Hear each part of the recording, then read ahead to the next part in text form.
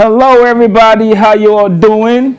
It's another Saturday and you're tuning to your favorite TV show, Upclose, and it's only on Max TV, Sports, Entertainment, and more. My name is Marshall. Follow me on all social media platforms at Unhittable Marshall. Let's chit chat, let's have conversation, send messages, and I'll read it right here for you. Okay, so I have in the studios with me today a legend, a musical legend, an entrepreneur, a developmental advisor. I mean, a whole lot. Today we're going to talk about his story from grass to grace. He's a legend. It means that he's an old school G and he's still reigning in the current generation. We're going to talk about everything as well. Okay, so thank you so much for the love, for the support, for getting me a nomination at the RTP Awards. God bless you. Keep voting, man. Keep voting. Let's bring this award home. Keep voting for Max TV. Keep voting for Marshall, Upclose, a PL show, C show, and let's keep it going. All right, so yeah, you know how we do. Swagged up, fresh looking, fly, sexy for the ladies out there. Yeah, it's because Marshall is looking this good. Pick up a phone and call Zach Clothing inside Accra, Newtown, 054-100-4202, 054-100-4202. He will hold you down. He's got new goods coming in from France, Germany, Italy, and all that. All right, so stay tuned. When I come back, I'll introduce my guest, and you already know, right? Okay, so welcome back. If you just tune in, you are watching Upclose, only on Max TV, Sports, Entertainment, and more. In the studios with me is a legend, and we're going to talk about his story. Okay, now let's welcome the king, the rap doctor, Mr. Okyeame Kwame. Yes.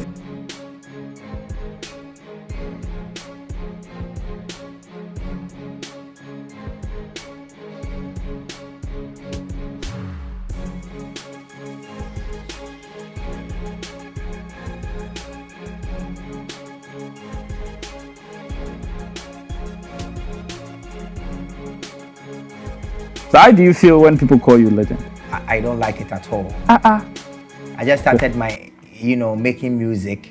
And then people are already calling me a legend. Well, once they call you a legend, it's as though they are trying to say that sit down where you be. But I think I'm just getting started. Yeah. It's been 23 years. So the first album came out in 97. 23 years? Yes, it's been 23 years. Wow. Yes. And how do you feel? Are you planning to celebrate yourself or do some concert for something? The eye only sees its reflection. Okay. So if people want to celebrate me, fine.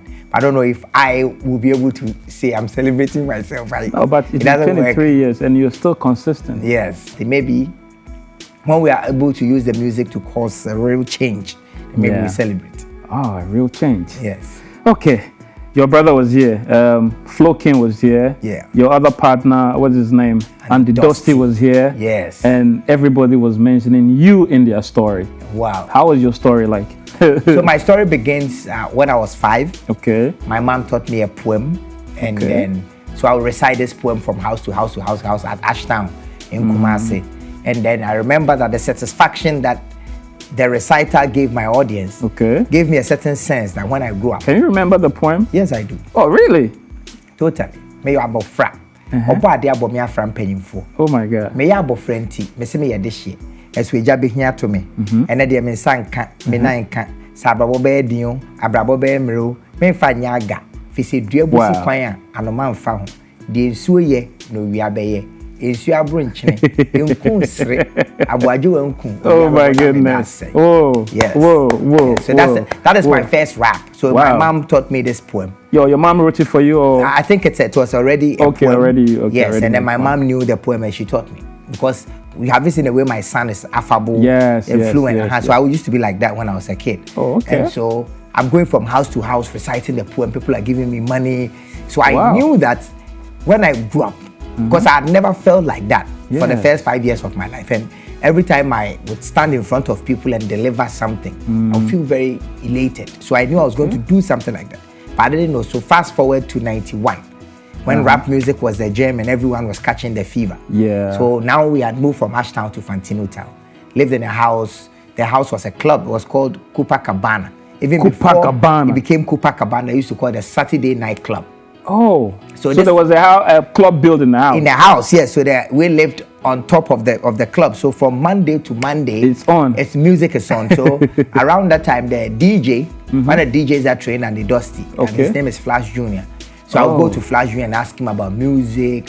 Listen to Shalama. What age were you at the time? Around this time, I'll be like 11. Okay. So I lived in that house for like 12 years. So I spent almost all my formative years in that house listening to music. And then there was that time when Shabarangs had become popular. Okay. Hip-hop music was on, Lady Soul, Patra, Boys to Men. And then so I had started rap at that time. And in Kumasi, the people rapping would be Swazi B, Lord Kenya, Sassy Park, Okyeame Kofi, Shimole, Lota, some of the people that grew up to become popular. So we started rapping in 91. So by the time Accra heard of us as Okyeame, we were already a big name in Kumasi. So you went to school in Kumasi? So I went to Anglican Secondary School, completed. I went to SDA for my sixth form. Then I went to Tech. So I did Akan and Sociology at Tech. So I've done almost all my education in Kumasi except my master's I did at Lagos. Oh, okay. Yeah, but I'm going back to Tech again. Oh my goodness. Yes. So but when you were trying to get into the music, how was your parents, relating to that? So my senior brother, who is an accountant now, he was the first person to start painting, drawing. Okay. He started making sculpture, and then he started playing an instrument. Okay. And my father would beat it out of him. And so when my father realized that, I think I might have hurt my son because they were forcing him to become an accountant. Oh. But he was interested in becoming an artist. To draw. Yeah. But they didn't let him. When he actually graduated from sixth form, they forced him to go to Poly. When he had admission at KNUST for rural arts. Whoa. At that time, they said rural arts, they all the What they doing that time? They forced him to go to Poly to go and study accountancy. So my father had realized that he had worried him.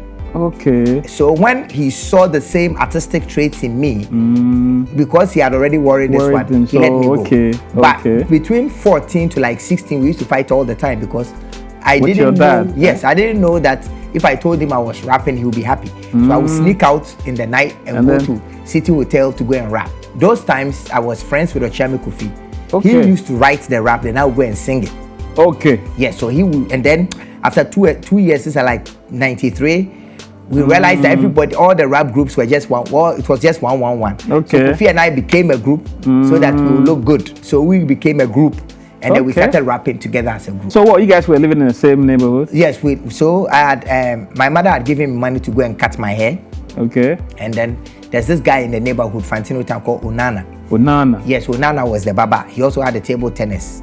Oh, okay. Table for tennis. And then it was loose to pay. I went to play that. I didn't know Okyeame Kofi. This is 91. So Kofi came and I played with him. It was the first time I had seen him. Okay. And then it was loose to pay. Onana will beat you if you default. So I cut Kofi 2-1 or 2. I don't remember. And then he didn't have money to pay. So he said, I don't have money to pay. I said, you have come to play. So Onana was going to hustle, roughing him up, and I paid Onana. Oh, and then I told him that, you see, you don't have money. Now you've made me use my baba money for you. He said, I will cut your hair. I said, really? So he bought blade, and then went to his house and he cut my hair. Whoa, was he a baba as well? Yes, with a blade on with the comb. Yeah, so he cut my hair. They became friends. Okay. So then I got to know that they had moved from Accra and some of his relatives were in Swedru, but his father was buying cocoa, so he knew places. Okay. He was very mature, very intelligent. When I met him at 16, he had written a book already. Whoa! He knew a lot of things. He could put ICs together and transmit his own radio. So what? Isn't it shocking that he's an amazing drive time host? Yes, he started broadcasting his own radio when he was like 16. So we became group. That time I used to be called Wizkid. He was called Dan. So Wizkid? Well, Wizdan, yes. This is 91. So before Wizkid became Wizkid, you were already a Wizkid. Yes. So I completed sixth form in 95. And then 96, I tried to go to Cape Vast. They didn't take me. So I came back to Kumasi. Okay. And then we took the music a little seriously. So and then Reggie Rockstone came in. With his but you did mention your brother. Yes. Was he the only brother you have aside Stone and Kunta? No. So we are 6. So there's 6 one girl and 5 brothers. Wow. So I have 2 senior brothers, 2 younger brothers, and a lady comes after me. Oh, so you're the third one? Yes, I'm the rally in the middle. Middle. And then there's a lady before Stone and Kunta. Oh, okay, okay. That's how come Stone and Kunta got the opportunity to rap. Oh, yeah. Because my father had seen that, this thing is for bad boys. If you rap, you smoke weed and get drunk and abuse the young women. But he realized I wasn't doing any of it. When you met Kofi, so you guys decided to So after 95, yes, after 95, we decided to take it a notch higher. So we started recording our songs in 95. And then in 96... How old were you at the time? So this is like 15 or 16. You know, so... but were you familiar with studios? 18. Yes, there were many big studios in Kumasi. In Kumasi, we had Saint Can come to record us. We had Shegelegi, who had recorded Pat Thomas and Nanato 4 and all the big guys. So I was like 18, 19 after 6th form. Okay. And then we started recording. And then 96, Reggie Rockstone dropped Choboy. Yeah. So with Reggie's release, we got more. We realized, this thing can be done. But in 94... Yeah. Mahoney P, you remember Mahoney P? Yes, late Mahoney P. Yes, the late. Yeah. So we used to go to his house, sit in his house from 4 a.m. And then he wake up at 5, go and play soccer with Emmanuel Dia, who was his brother. So he used to go to Emmanuel Dia's house in Kumasi. And he would come at 6 and then come and listen to a music and say, "You dope.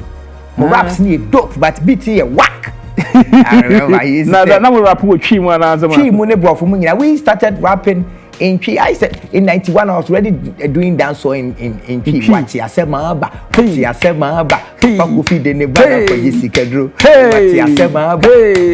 This is in 91. You know, so when we had Reggie and Sammy B, we're coming up with hip hop and doing the Chi rap. We said, we are not crazy. You know, so so with Reggie's, then all of us jumped on and then we tried our best, and then we found a producer. His name was Andrew Pokwamankwa. Okay. But before then, in 96, before we find a producer, Piku Sly of Blessed Memory. You remember Piku Sly of Media Westgate? Yes. Embassy Triple Do. Yes. Exactly. So we do the Miss Ghana and the dance. So they used to take us in 96. They took us to Sumiane, and then we came on TV. And we were rapping. At that time, we were 3. It was myself, Okyeame Kofi, and Saint Kankam. So we will rap. But how did Kankam join the group? So Kankam used to be our producer. You know, so he was the one who had the first degree in music. So he was producing for the us, beats. And then he joined. Kofi and I were rapping, and then he was playing the saxophone. That was the whole idea. Okay. That was the vibe. That was our style. Yeah. Rap with sax. So we tried. We did some recordings, but it wasn't hip. Yeah. So when in 96, we had done Embassy Triple Do. Okay. Then Okreku saw us on TV and drove all the way from Accra to Kumasi. But before he came, a guy called Andrew Pokwamankwa already invested money in us. Oh, okay. So Andrew invested money. Then Okreku said, Andrew, we are not in Ghana. I really think these boys will blow. So if we are not in Ghana, let me manage and you produce. So Andrew and Okreku came together. Okay. So Okreku was our first manager. So he took us to Accra, recorded our first hit.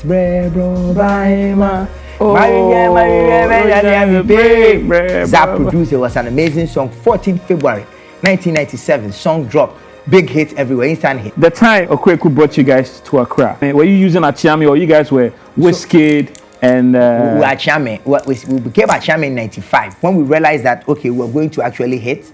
But the Okyeame concept, who brought the idea? Flash Jr.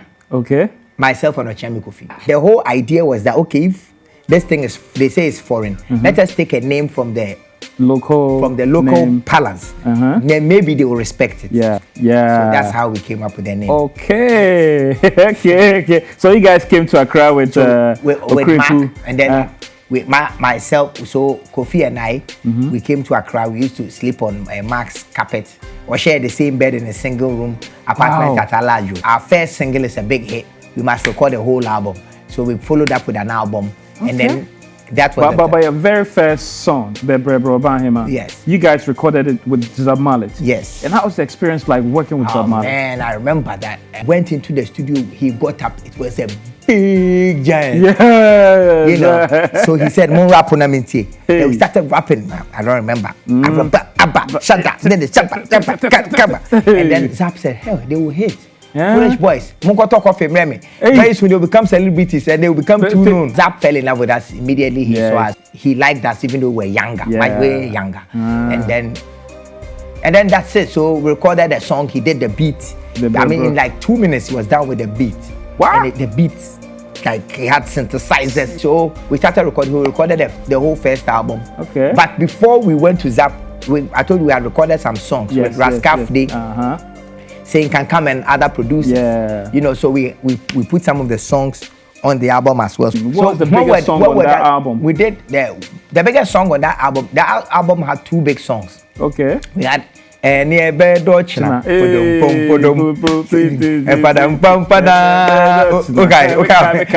So we had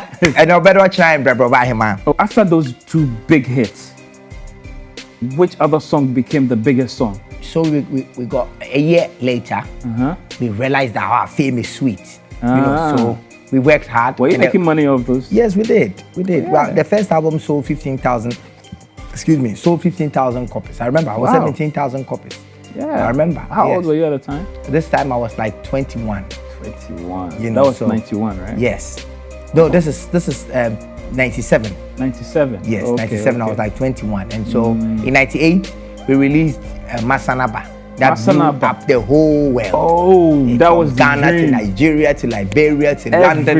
Everywhere. Masanaba was a big hit. You know, when I come back, we'll talk about Masanaba. Yes. Okay, guys. I'm here with Okyeame. I'm enjoying his story, Charlie. I know say they enjoy him too. It's very inspiring. Let's take a look at Masanaba video when we come back. Okay, so that was Masanaba. Beautiful video. Okyeame, where did you shoot it? So we shot this video at Nana Kane's house. At Nana Kane. Yes, you know, so Dansoman, right? At Dansoman. How was the connection like? How did you meet Nana Kane? Around that time, Okyeame had become big. Nana Kane came from the US. Yes. He came to set up, and so we should come to the studio. So we became instant friends. And at that time, Samini was just a very small boy. Used to come to the house. The second album, Zap produced some of the songs. Yes, so Nana King produced some songs on the album too. And that album was big. Almost all the songs on the album became big hits. Wow. Yes. And then we started working on a third album.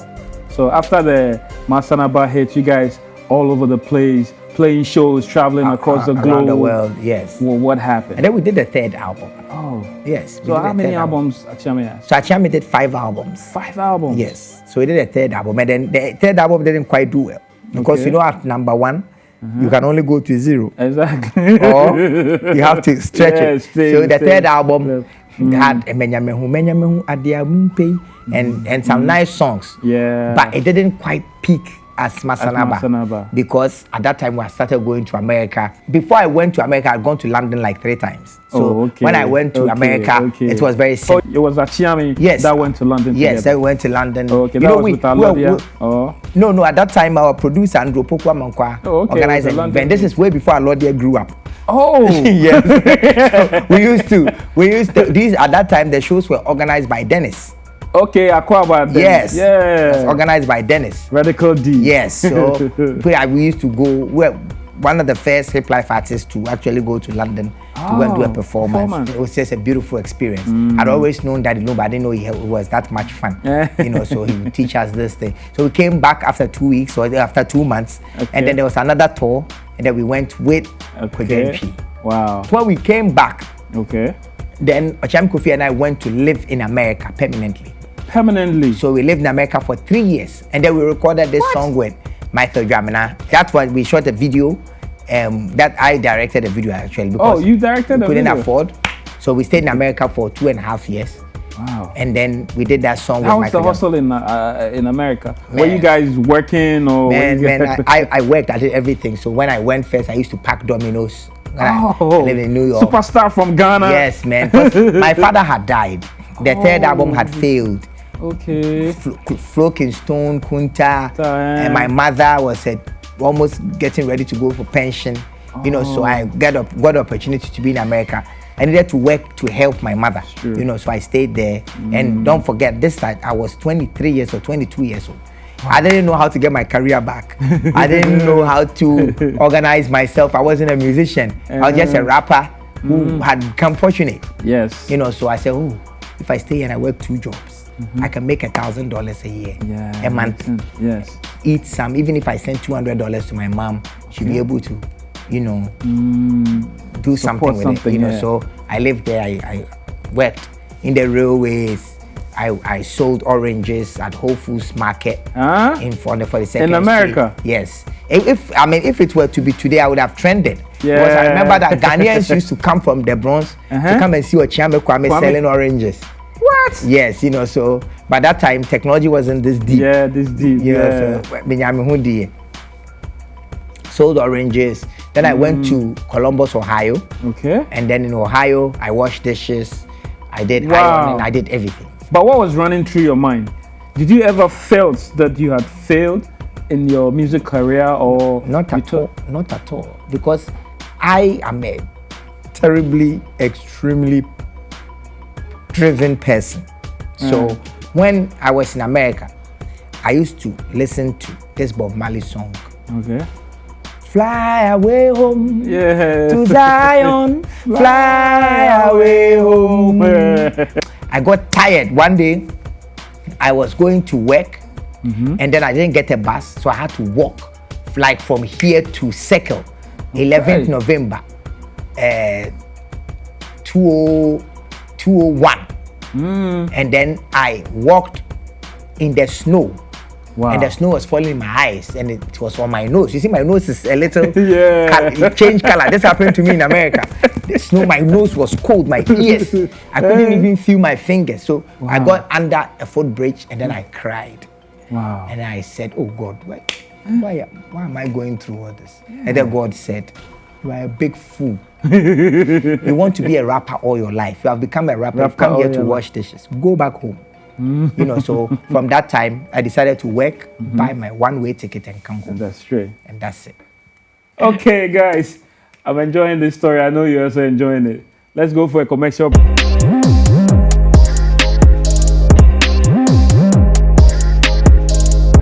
Okay, so if you tune in, it's on Upclose, only on Max TV, Sports Entertainment, and more. I'm Marshall. Follow me on all social media platforms at Onheneba Marshall. Join the conversation. It's getting more interesting. I'm here with Okyeame Kwame, formerly known as Okyeame.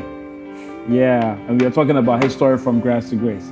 Nana. Yes. So when you guys came back, you decided, or something happened in the group, and you guys decided, it was like boys to men now. No, yes. So we had grown up. Okyeame Kofi had grown into a very calm, gentle guy that wanted to produce jingles and produce music. He wanted to sit down. I had now changed from a very calm guy to a loud guy that wanted to be on stage. Let's go get it. Yes, so I remember the first project that I was on Obrafo's Execution Diary. Okay. Opabene, so okay. So we dropped Opabene, and then myself and Dasibe Jamna did Semeto Domino. Was it your song or was it was my song? Oh, okay. And then it became a big hit, so I got my career back. And then I produced my brothers. Yes. And then I produced my brother's first album. I started doing collaborations and then recording, and in 2006 I got a big one again. I got the opportunity to do a song with Daddy Lumba. Oh yeah. We'll be out to me so about fear now sack me. And now boy no tack me. Now hiding. Okay. So see, Andy Dusty was here and we're talking about you, and then he said he was the very first guy who introduced you to Nanama McBrown. And you mentioning this song, it's like people related your relationship with Nanama McBrown to this song. How true is that? This Daddy Lumba song was there 10 years before I became an artist. Yes, the original song. Yeah, original. So when I went to a P2 studio and Daddy Lumba said I should come and put rap on it. I knew that it was the beginning of the end. It had nothing to do with it. Nothing. It just happened that at that time we had gone into a small relationship and it had broken. And so people just thought that I would do a song against someone that I had been in a relationship. But what was the history between you and her? So we dated for about 6 to 8 months. Oh, we dated months. for a while, yes. Oh, okay. 6 to 8 months. And then it didn't work. We were both young. And so people thought that I would do a song against the person that I was in an 8 months relationship. I'm not that vile. And then the bigger one came in. Yes. How was the relationship with Richie? I mean, how did you guys connect? So Richie had come and then he wanted to do some work on campus, so he came home. That's in Kumasi, right? Yeah, so he came and Adidusty brought him home. Okay. Or he and Asem and all so whenever they came to Kumasi, they would come to our house. Okay. Yeah, so we became one big family. Like so I remember I had finished recording my album. The album was called Manyan Sem. And JQ had produced a song. I told him to record the song like in a gourmet style. Okay. And then JQ had produced it. But Richie had created this sound. So I told Richie to reproduce Woso but for it me. was okay. So JQ had already produced Woso. Yes. On a different on a Palogo beat. Palogo beat. Yeah. And then Richie put the beat and put the song on a hip hop beat. Oh, whoa. Yeah, so at that time Richie was around Achimota. Yeah. So I remember he called me. I was even going to Kumasi. But you know what's strange? Because the album was done. So Woso became track 11 on the album. So at that time, the songs we were promoting were Midoma So Midoma became a hit. Another song became a hit. And before I realized, Accra started pushing Woso. Yeah. And then it became a big hit. You were in Kumasi at the time. Yes. How were you doing it? Were you coming all the time to Accra to do promotions? Every week. You have people out here. So around that time, I had KOD. So the new beginning of Okyeame Kwame was with KOD. So he was the one promoting. The new beginning with Okyeame Kwame, I had this guy, his name was Kennedy. Okay. I had a small group in Kumasi, Kennedy and about 2 more guys that we started again. And then when we started, somewhere along the line, my wife took over the management. And then at that time when my wife was managing, KOD was looking at Accra for us. And then Abraham Ohinijan became my manager again. Oh, so Abraham as a solo artist. Yes. So how was it like working with Abraham? Oh man, that's the result was Artist of the Year. Oh, yes. So I became artist. He was the one behind the promotion. Yes, he was the one behind it. He shot the video. He was doing every day. Was giving me advice. Do this, do that. Position like this. Do business. Okay. Dress well. Speak well. All that was Abraham's management. Very strategic guy. Yeah. So he started getting business deals. Representing me at business deals. So MTN brand ambassador, Coca-Cola. We started doing big business when I started working with Abraham. Wow. Yes. Wow. So how important is it for an artist like you to have a wife as a manager? Well, if your wife is knowledgeable and she knows the industry, why not? But how did you meet her? Why not? How did you meet? How did I meet your wife? Oh, so this is in 2005 or 2004. So I had gone to Lab FM for a promotion. Then I met her there. Oh, and then so when I met her, she had finished her first degree. Okay. And she was looking for a job for a national service. So after the national service, instead of continuing in her path to become a lawyer, she did a master's in branding and marketing. Okay. And then for her thesis, she did finding alternative financial routes for the Ghanaian musician. So she did a whole thesis in finding money because she realized I was working hard. I wasn't making money. Nothing was coming. So how do we make money with this? So she did the whole thesis on finding money with Okyeame Kwame as case study. Whoa. So by the time she was done with school, we knew what else to do. Exactly. So this is like 10 years ago. If you pay attention to my career, I became brand conscious at that time. Yes. And then I started doing things properly. Exactly, because there was a brand architect behind me. So if your wife knows it like that and has invested time into research and to find out how the industry works, I think women make the best managers in the world. Talked about the industry being small. The industry is small, very small. Comparing it to Nigerian market, comparing it to other international market, you think something can be done to help our industry Yeah, grow? it's about everybody sitting at the table and having a game plan. Okay. So when you go to Jamaica, apart from cashew, music is their second biggest foreign exchange earner. Exactly. Same way cocoa and gold is our foreign exchange. Have you seen the way the government pays attention to it? Exactly. So the same way the government of Ghana should pay attention to the entertainment, not just music. Yeah. Everything from acting, Okay. folklore. So you think the government should come in? The government is in, but we need to sit down and have a plan. If I say the government is not in, I'll be a liar. An industry is not managed by people. It's not managed by people, like it's managed by the industry. Industry, okay. Because it's not just music and Gamro Yeah. and 5-pack, no. Yeah. It is a consensus Okay. to have like a 10-year plan Yeah. where there's budget, there are resources, Yeah. allocations, these are the players, these are the media houses, this is the agenda, this is the goal. Whoa. Okay.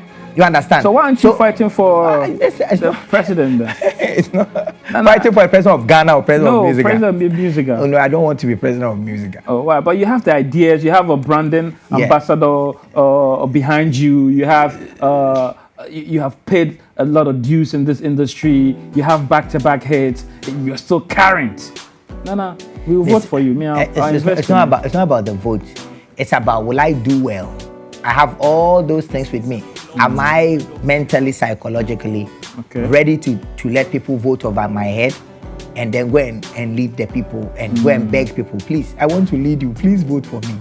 You know, am I ready to do that? No, I'm not. I'm not. What I'm doing is called role modelism. I'm showing the people how I think it should be done. If I go into the politics of managing music, it's going to be opposition. And no matter how great I fare, the opposition will be on radio bashing you. Then I have to come and defend myself. Yourself. I don't have the time. You have to look at making money. Yeah, no, taking care of the kids, making money and making impact. You as an entrepreneur, how did it all started with you? And then what happened to the Versatile show? I realized that, as we've already said, the industry is small. Yes. Because it doesn't have direction. Exactly. It doesn't have a strategy. The players, we have amazing people in this industry. I can mention great managers. If the ministry would bring them together and say, hey, Okyeame Kwame's wife knows branding. Yes. Okeku Mante knows production. Abuakese knows production. Chris Connie knows branding. He knows the streets. Albert knows promotion. This one knows this. Bulldog knows A&R. What have you guys been doing that you've kept your artists hitting for these years? Yes. Then we put all those strategies together. Then they call Okyeame Kwame, Shatawale, all those guys. And they say, you guys, you've been consistent for X amount of years. What have you been doing? Then we put all of it together. Then we call Amachi de Kweduentwi, Daddy Lumba, Papa Yankson, Pa Thomas, and say, you guys have been consistent for 40 years. What have you been doing? They will put it all together. And then we plot a strategic map to which the government is going to support with the Ministry of Tourism and Music and Culture and Arts and Creative Arts. Then the industry will go. But I realize that this thing is not happening. Yeah. So if I don't take care, by the time I'm 60, I'll be broke. So how do I position myself so that when I'm 60, I will not be begging? So I said, okay, then let me do business. So, and I paid attention to Amachi Dede especially. I go to him for everything. He has the farms. At one time, Amachi Dede was the best farmer in the whole country. Farmer? Yes, he has farms. He's into transport. He's into the bar, that location, Abrantier Sports. He's into everything. His community development, everything. Hotel. Wow. So I said, okay. I asked him, how do you do it? He said, find something on the side. You know, so I started paying attention. When I went to school, of course, I met people, I read. Then I said, okay, I have to diversify. And he said, Debbie. When my waist share, and then people don't want to listen to my music again. What would be? Man, so for sure. So we started creating things. So I started by becoming brand ambassador for MTN, for Coca-Cola. And I realized, okay, So when you attach my name to things, people buy. Yes. That's why these people are paying me X amount. Exactly. Then let me create my own things and attach my name to it. You know, so then we started creating Santi's hair and all the other products. Remember, we created the Versatile Show. We did 2 of it, but we couldn't continue. Why? Because we failed. We failed terribly. Because I was thinking, I went into it with a childish thinking that if I do the first one and it's very good, the next year a company will sponsor it. Yeah. That's a childish way to look at things. Okay. Because whatever it is that you are doing, you need to make sure that 70% of its success depends on you. Whoa. So I was thinking, okay, we've done the best. Because remember, after the whole Ghana said, this is the best show ever.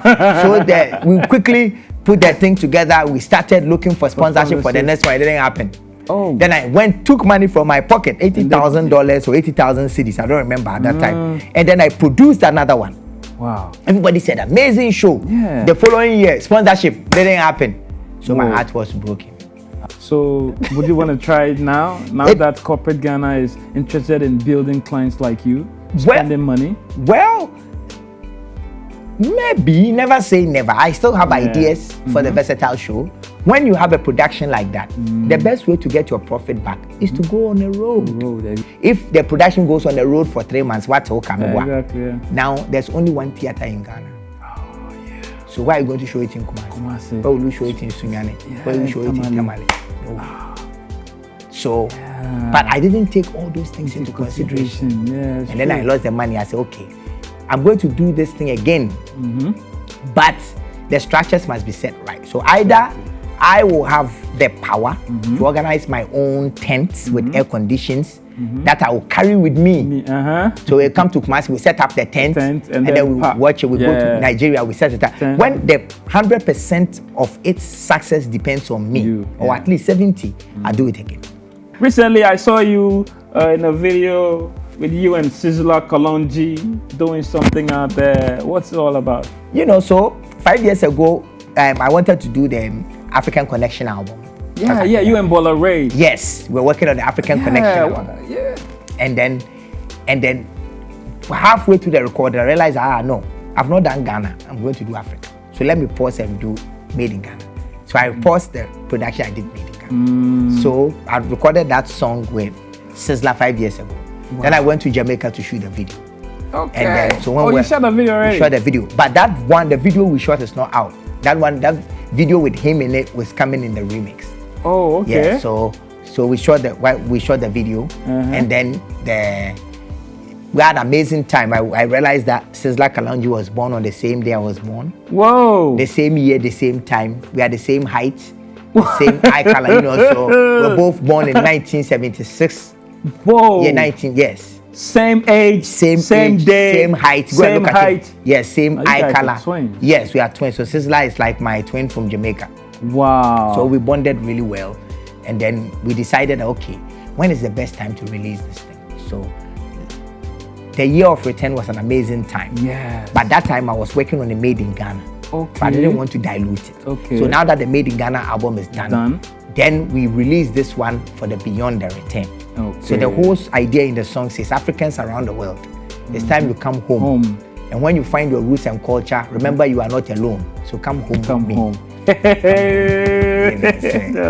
Yes. I heard you've just been made an ambassador for TVET. Yes. Can you tell us a little about it? Okay, so TVET here, technical and vocation.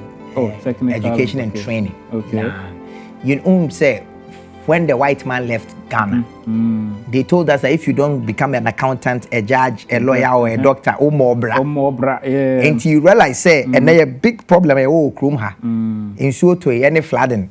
Okay. That's our flooding problem because we don't have technical people. Exactly. And conform what skills, no, bit me, they are plumbers, carpenters. And you're doing your system, ni move on. And she say, we school, mama, being pan, quiet science.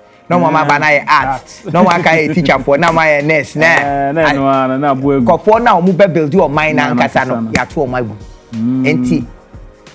Ghana government, I are there or say ɔsesa narrative no nti ɔyɛ campaign ɛde atwe adwene si technical and vocational education so nti wapɛ ambassadors to say me Kwame Sefai kan first lady ni Bella Mundi and another Rebecca and Amata Nkoma and our fan nkɔfo ɔmo industry ni mankasa ɔmo yɛ nsano dwuma nti yɛ de your responsibility say you be use your social media platform ɛde atwe adwene si so and ɔmo so ɔmo yɛ nsano dwuma will inspire the young children nti from saa week we mu akɔ no you're booking meetings with schools ne ade a ɛbɛyɛ online na de school yɛn kɔ online seminars ne ade to people and then we're also going to promote we are going to promote technical and vocational education to the point that obi wie SSR obe pese obe ko pole akwakoye plumbing and as engineering and as carpentry and akwako pamade and as obe ye aduane obe ye bibia ye de ensa ye nye se obi ye koye lawyer ne doctor abra ye hia bebre sa enti ko ye hia sa na adwuma no mo eno ne be mo man na tu mpon eti afei na ye mpanyimfo no ma adwen se ombe hwe sa angle no enti me tu chema on me share TV anyway no etumi encourage you to work more especially with women. Yes. Into you working with your wife, what kind of dad are you? I mean, how is family life like for Okyeame Kwame? Because I see you and your family all the time on social media. Yes. So for me, family life it's a learning curve for me. Okay. Wow, me so na me dream say me be woman man na me ma church omo do omo ye. It's na ha, gina ha, your homework, but I realized that enter children are born smart. Yeah. Every human being there, every name I am bia. About we special. Yeah. We golden, we sinless. Exactly. We amazing. We clean, we intelligent. Omo ba na young parents no. Ya program omo Jimmy. Exactly. Ya say omo adwene. Enti I realized say if I'll be able to break the chain of how I was programmed, I need to watch my children and watch what they are doing. Yeah. And for me, a learning curve, I'm telling you. Say, what they adhere to from say penny fa, obe kwan sisi, no afana sisi ayene akwala be bu no koto dwe ba kwa form. Because omo kai how I yetine wiase. Exactly. What I say, and kwala have that memory. And for me, say they never get stressed. Every time you're money aji, yes, you say. So of course, right? Remember, you need to behave like a child. It's true. Me wo ye no. As a dad, I'm just paying attention. I'm just watching. Okay. I'm not trying to change them to oh yeah doctor, oh yeah lawyer. Ebi for TV to, ebi for grandma. Don't obey any. Na so bedroom bia. I'm watching. For me, it's a learning experience. That's nice. Every day, I learn something new from watching my children.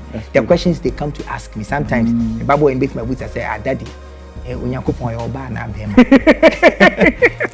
What you say? The answer is because I just say minim. I say, Daddy, unim. I didn't know that this didn't know. And yeah, it's your band, and let us find out together. It's YouTube, near Bible, near then we are learning. We will have questions. Argentina, Sebo Obano. Oye say, oye adwuma chen, Sebo Bema no. Argentina or into what you say. And your man, and kwala na chere me no doso. And for me, I think I am. If you ask me to describe myself as a father, I'm paying attention, father. Yes. Okay. Okyeame Kwame, let's go for a break. When we come back, you know.